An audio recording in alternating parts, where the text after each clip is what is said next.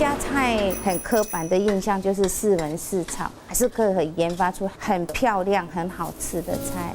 客家所说的文菜是慢火炖煮的料理，传统有客家风肉。刘菊英则把火候学问拿来炖猪脚。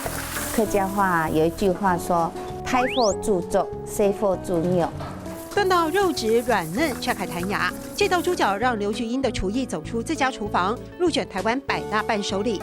以前逢年过节才有的宴客菜风鸡，更在她的手中，在2013年红到对岸。其实客家菜很简单，像我们这个风鸡，就是只有加米豆酱、跟酱油、跟酒。简单调味步骤却很繁复，蒸熟再放冷的土鸡均匀涂抹米豆酱和调味料，再入锅。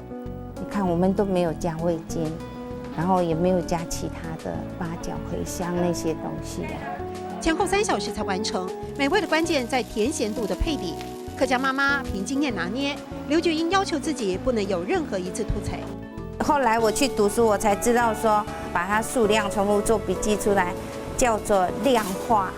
以前我做的都是直化，也因此代表苗栗参加海峡两岸烹饪大赛。这道风鸡获选客家10大名菜，刘菊英被评为客菜厨神。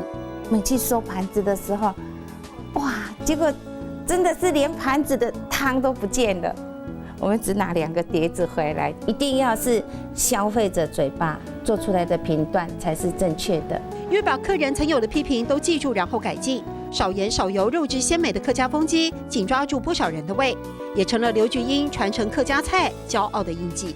天公亲向来啊，上天很眷顾我。对，你要懂认真达标，你也很认真努力。天公亲相爱，你要懂认真达标。天公亲相爱，你要懂认真达标。